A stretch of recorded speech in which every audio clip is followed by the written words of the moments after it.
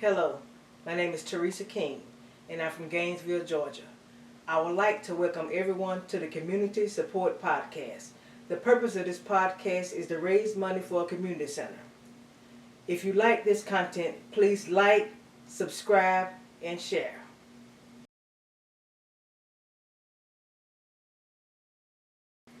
I'm going to start off my story by telling you when it all started, back in 1994.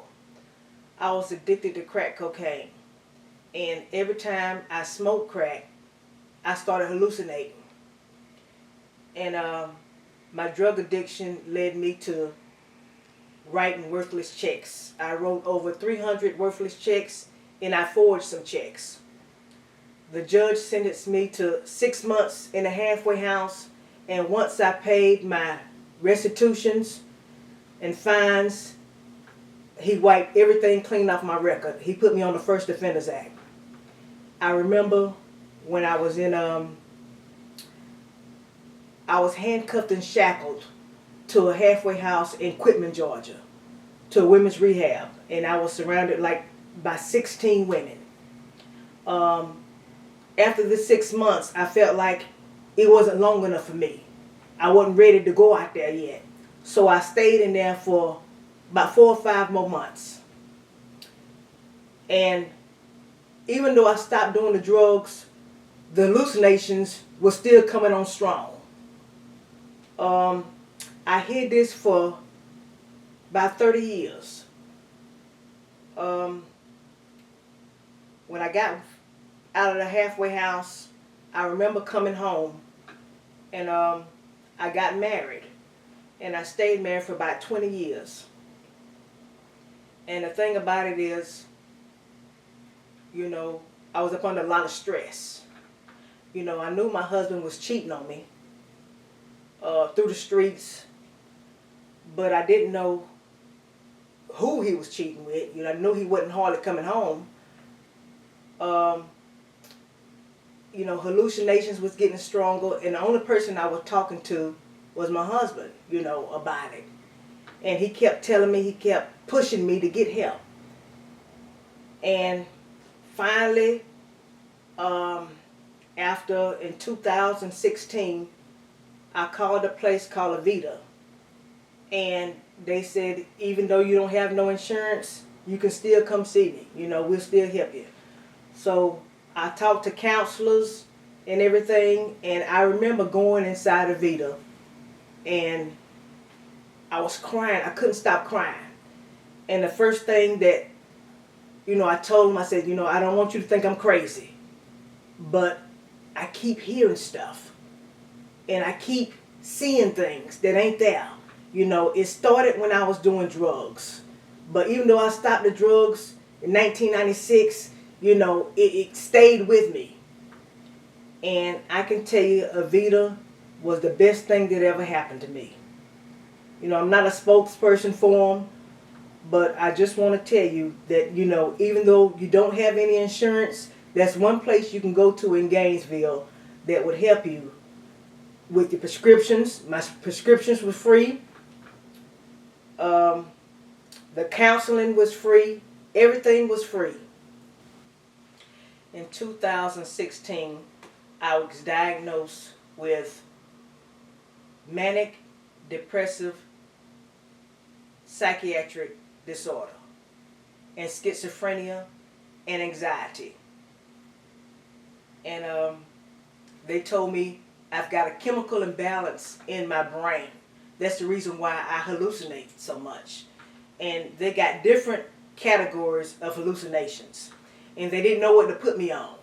So she started me out with a medicine. I forgot what the medicine was called, but let me tell you the side effects.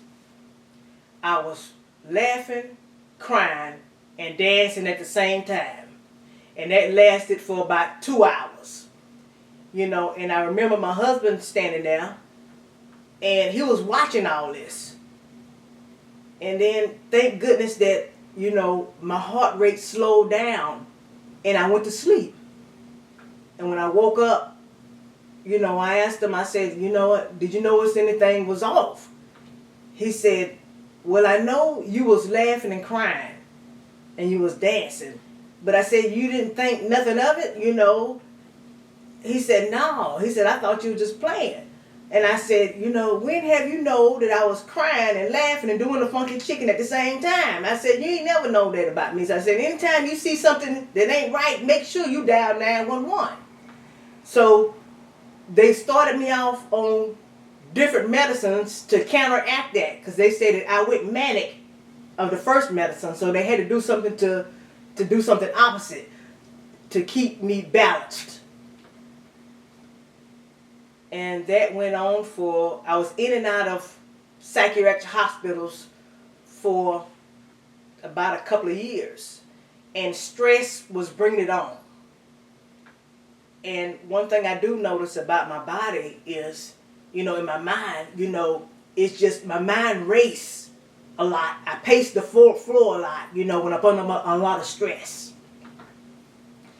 And I remember the day that, you know, my husband sat across from me and I said, I know you've been gone a lot. Whatever it is, you can tell me. You know, we've been married for 20 years. And he said, Teresa, I do have something to tell you.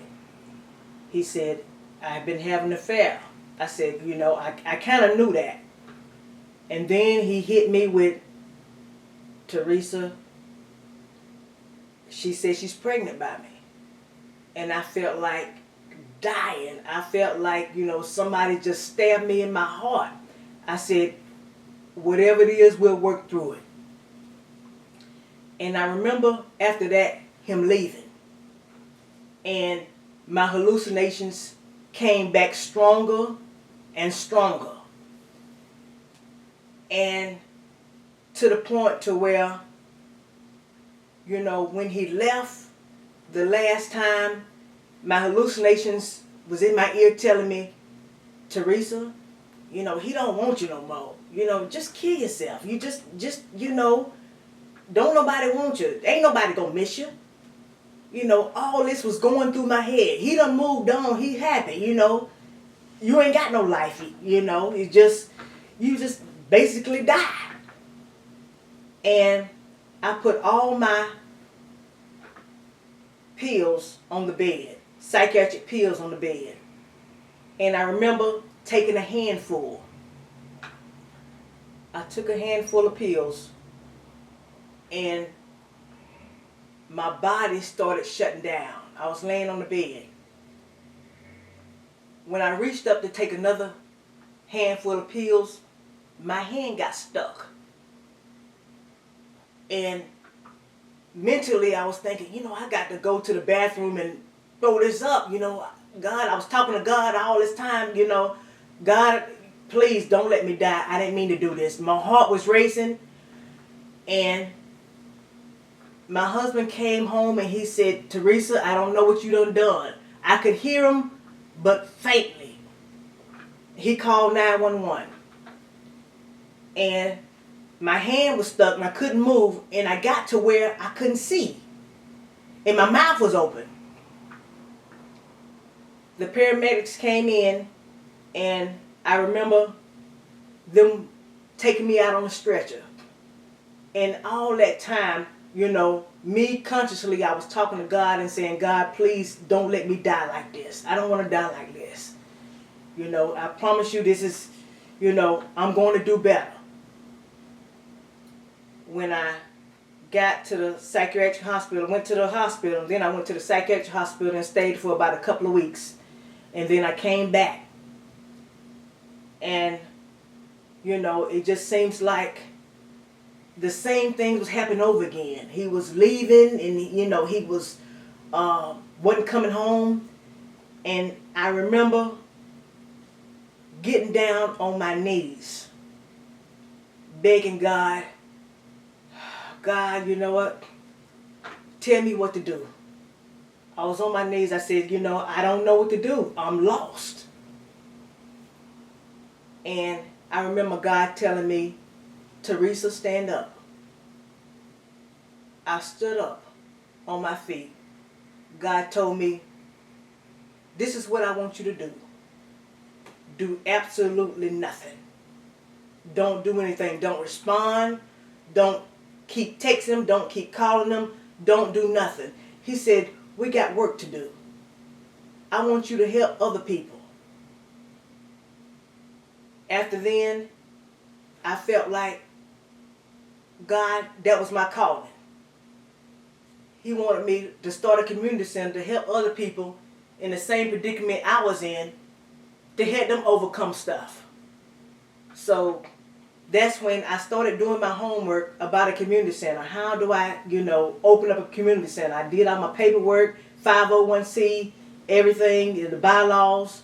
And the only thing I'm doing right now is trying to get up funds. So that's the reason why I got this podcast going. Because I want to tell everyone, no matter what you done been through, don't let that deter you from going forward.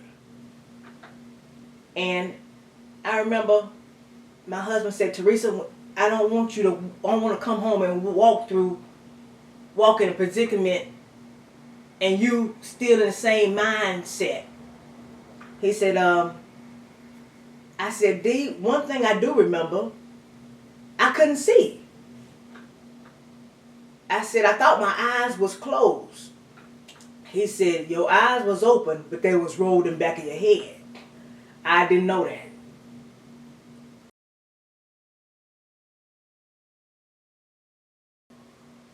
With that being said, the community center is going to be called H.L. Banks Community Center, and we're going to have all kind of recreational activities. It's going to be a resource center also for mental illness, people with disabilities. It's going to have a veteran office in there, also a immigration office.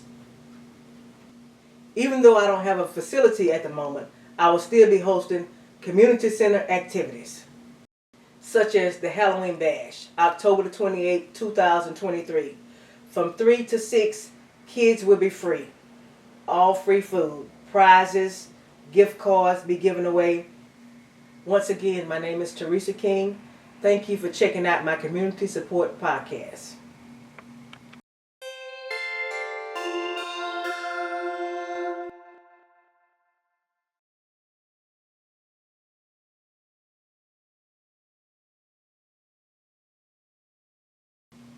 Make sure you like, share, and subscribe.